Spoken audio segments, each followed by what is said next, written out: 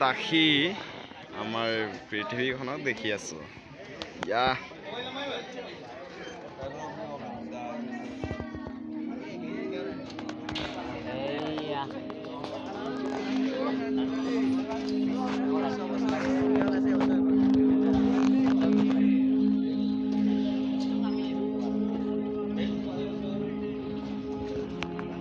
প্ৰায় 400 বছৰধিক কালৰ আগেয়ে গণিত আৰু জ্যোতিৰ্বিজ্ঞানৰ এজন প্ৰভাৱশালী অধ্যাপকে নিজ হাতে সজা দূৰবীক্ষণ যন্ত্ৰটো আকাশলৈ শুনাইছিল।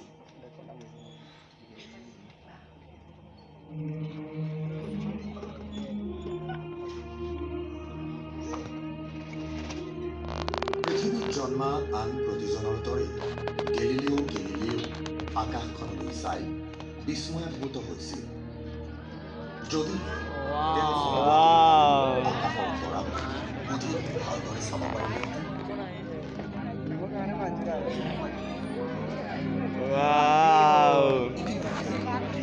Gemoy boy. সৰু দূৰবীনবোৰ আৱিষ্কৃত হৈছিল। গেলিলিওৱে অধিক শক্তিশালী দূৰবীক্ষণ এটা সাজি আকাশলৈ ঘূৰাই দিলে। দূৰবীক্ষণটোৱে বাৰু তেওঁক নেদেখা বস্তুবোৰ দেখুৱাবনে? গেলিলিওৱে প্ৰথমজন ব্যক্তি আছিল যি চন্দ্ৰপৃষ্ঠৰ পৰ্বত আৰু গহ্বৰবোৰ দেখিছিল। মানুহে চন্দ্ৰটো কিন্তু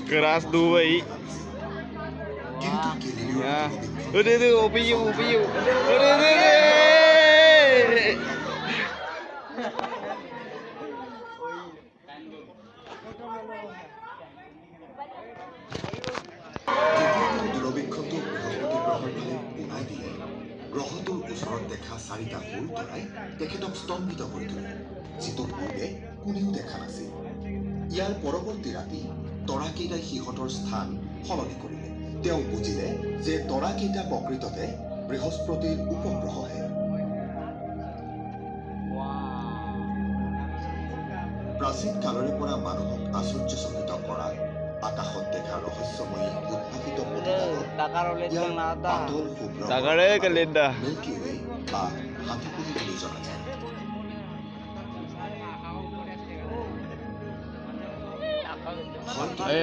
গেলিলিওৱে ইয়াৰ প্ৰকৃত স্বৰূপ উদ্ঘাটন কৰিব পাৰিলেহেঁতেন। ই কথিত হৈছে দূৰবীক্ষণৰ অবিহনে নেদেখা অগণন অস্পষ্ট তাৰকাৰ সমষ্টিৰে। গেলিলিওৱে সেইবোৰ আমাৰ সূৰ্যটোৰ দৰে একো একোটা বুলি উপলব্ধি কৰিছিল, যিবোৰ অতিশয় দূৰৈত অৱস্থিত। বৰ্তমান আমি গেলিলিওৰ দূৰবীক্ষণটোতকৈ কেইবা হাজাৰ গুণ দূৰলৈ চাব পৰা দূৰবীক্ষণ যন্ত্ৰ সাজি উলিয়াইছো। এই ছবিখন এটা খুব প্ৰসিদ্ধ দূৰবীক্ষণৰে তোলা। অৱশ্যে ই পৃথিৱীত নাই, ই আছে মহাকাশত, য'ত দৃশ্যসমূহ ডাৱৰ, প্ৰদূষণ বা বায়ুমণ্ডলৰ দ্বাৰা বাধাপ্ৰাপ্ত নহয়। হাবল মহাকাশ দূৰবীক্ষণৰ সহায়ত আমি ব্ৰহ্মাণ্ডখনৰ শ্বাসৰুদ্ধকাৰী ঘটনাবোৰ দেখিছো।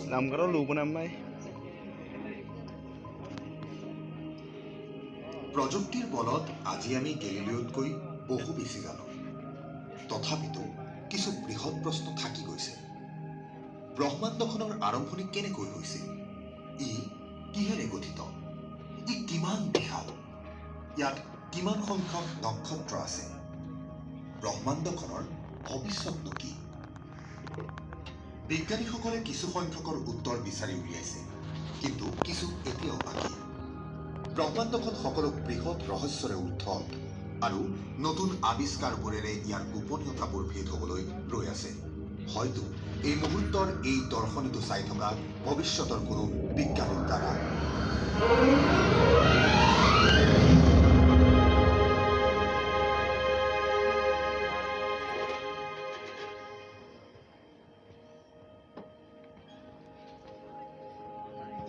ই অতিশয় বিশাল, সকলো দিশতে আমি ঢুকি পাব পৰা দূৰত্বলৈ বিস্তৃত। ই হ'ল তিক্ত চেঁচা আৰু উগ্ৰ জ্বলন্ত এখনি ঠাই। অতিকে মনোমোহা এই ব্ৰহ্মাণ্ডখন আচলতেনো কি? আজি আমি যিমান দূৰ জানো, সৃষ্টি হোৱা সকলো বস্তুকে ই সমাহিত কৰি লৈছে। ক্ষুদ্ৰতম পৰমাণুবোৰৰ পৰা আমাৰ সকলোতে থকা সকলোবোৰ বস্তুৰ সমাহাৰী হৈছে ব্ৰহ্মাণ্ডখন। ই সাংঘাতিকভাৱে ৰহস্যময়। মানৱজাতিৰ বাবে ইতিহাসজোৰা এক আশ্চৰ্যৰ উৎস। পিছলৈ কিছুসংখ্যক মহামনীষীয়ে ব্ৰহ্মাণ্ডখনৰ প্ৰকৃতি সম্বন্ধে মতবাদ আগবঢ়াইছিল, যি ইয়াৰ পূৰ্বৱৰ্তী ধাৰণাবোৰতকৈ অধিক উপযোগী আছিল।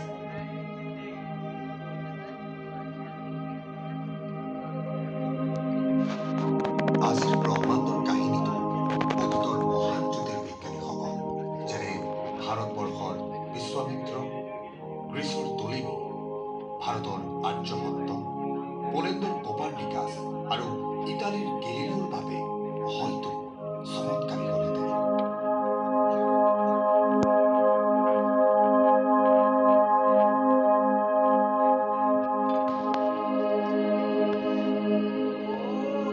ব্ৰহ্মাণ্ডখন প্ৰকৃততে কেনেকৈনো আহিল?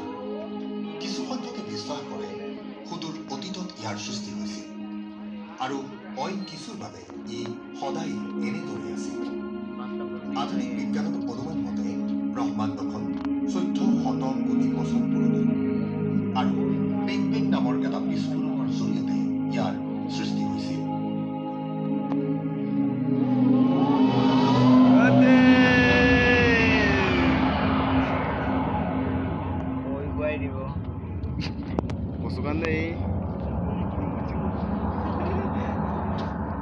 এই মতবাদ অনুসৰি ব্ৰহ্মাণ্ডৰ সমস্ত পদাৰ্থ পূৰ্বতে মাৰ্বল এটাৰ সমান আকাৰত সংকুচিত হৈ আছিল। তাৎক্ষণিকভাৱে কোনো অজান কাৰণত ই বিস্ফোৰিত হৈ অকল্পনীয়ভাৱে উত্তপ্ত এখন ব্ৰহ্মাণ্ডলৈ ৰূপান্তৰিত হ'ল আৰু প্ৰসাৰিত হৈ লাহে লাহে চেঁচা হ'বলৈ ধৰিলে।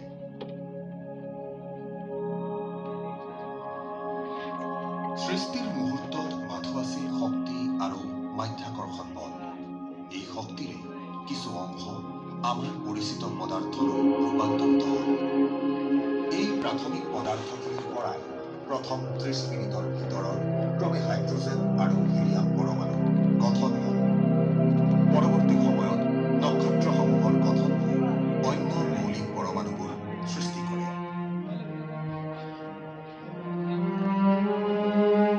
কেঁচুৱা অৱস্থাৰ পৰা কেইবালাখ বছৰলৈ প্ৰসাৰিত আৰু চেঁচা হৈ ব্ৰহ্মাণ্ডখনে প্ৰাক শৈশৱকালত উপনীত হৈছিল।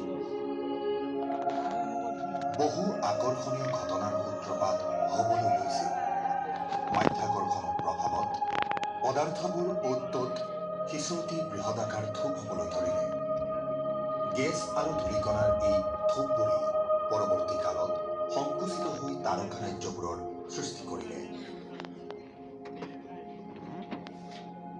তাৰকাৰাজ্যবোৰৰ ভিতৰত হাইড্ৰজেন আৰু হিলিয়াম গেছবোৰ সৰু সৰু থোপলৈ পৰিৱৰ্তিত হৈ তাৰকাৰাজ্যখনৰ প্ৰথম নক্ষত্ৰবোৰৰ গঠন হৈছিল।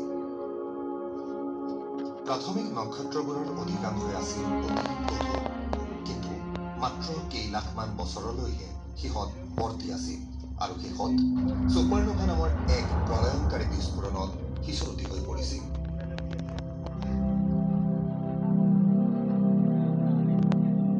আচৰিত যে জীৱ সৃষ্টিৰ প্ৰয়োজনীয় মৌলিক পদাৰ্থসমূহ এই গধুৰ নক্ষত্ৰবোৰৰ উত্তপ্ত কেন্দ্ৰভাগতে উৎপাদিত হৈছিল। যেতিয়া সিহঁত বিস্ফোৰিত হৈছিল, পদাৰ্থবোৰ অত্যন্ত চেঁচা আন্তঃনাক্ষত্ৰিক মহাকাশলৈ অইন কিছুমান আকৃতি। আজিও কিন্তু নতুন নক্ষত্ৰৰ জন্ম হৈ আছে।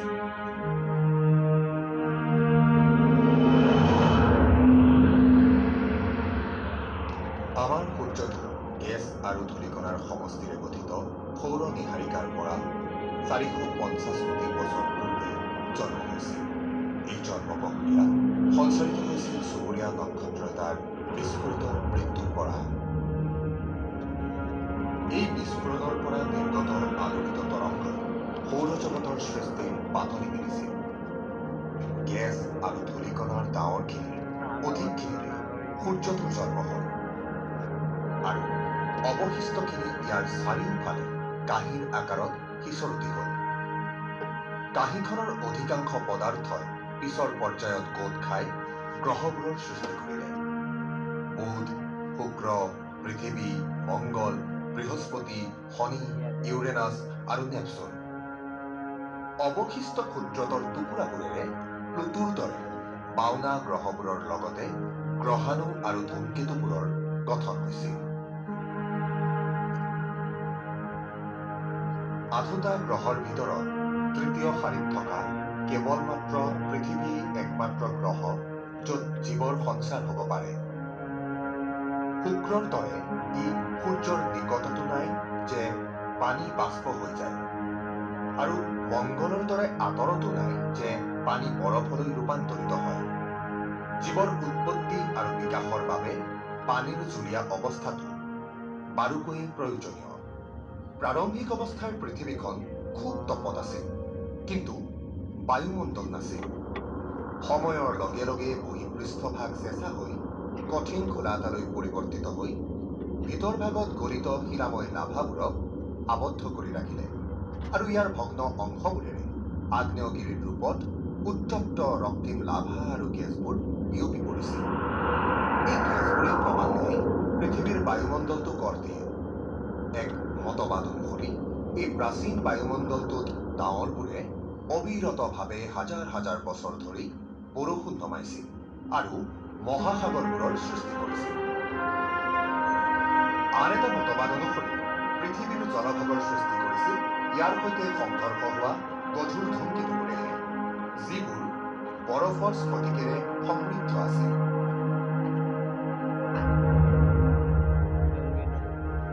আপুনি যদি মহাকাশৰ পৰা আমাৰ গ্ৰহটোৰ জন্মলগ্নটো চাবলৈ সমৰ্থ হ'লহেঁতেন, তেনেহ'লে দৃশ্যৰাজি এনেধৰণৰ হ'লহেঁতেন। প্ৰায় 450 কোটি বছৰৰ পূৰ্বতে সৌৰজগতখন সংকুচিত হ'বলৈ আৰম্ভ কৰিছিল আৰু কেইবা কোটিমান বছৰৰ ভিতৰতে পৃথিৱীখনৰ আৱিৰ্ভাৱ হৈছিল। পৰৱৰ্তী 30 কোটি বছৰৰ ভিতৰত পৃথিৱীখনৰ বায়ুমণ্ডলটো আৰু মহাসাগৰবোৰৰ গঠন হ'ল। অতিৰিক্ত 50 কোটি বছৰ পাৰ হোৱাতহে ব্লু গ্ৰীণ এলজিৰ দৰে প্ৰাক প্ৰাথমিক জীৱনে পাতনি মেলে। পিছৰ 50 কোটি বছৰত বেক্টেৰিয়া আৰু সাধাৰণ তৃণজাতীয় গছবোৰে ভুমুকি মাৰিলে। আগন্তুক 100 কোটি বছৰৰো অধিক সময়কালত প্ৰথমে জলভাগত, পিছৰ পৰ্যায়ত স্থলভাগত জটিলৰ পৰা জটিলতৰ জীৱবোৰৰ সৃষ্টি হ'বলৈ ধৰিছিল। প্ৰায় 20 কোটিমান বছৰৰ আগেয়ে দৈত্যকায় ডাইনছৰবোৰে পৃথিৱীত ৰাজত্ব আৰম্ভ কৰিলে, আৰু প্ৰায় 7 কোটিমান বছৰৰ আগেয়ে নিঃশেষো হৈ গ'ল। হয়তো এয়া এটা যিদৰে প্ৰতিটো ৰহস্যৰ উদ্ঘাটনৰ পিছতেই অন্য এটা ৰহস্যই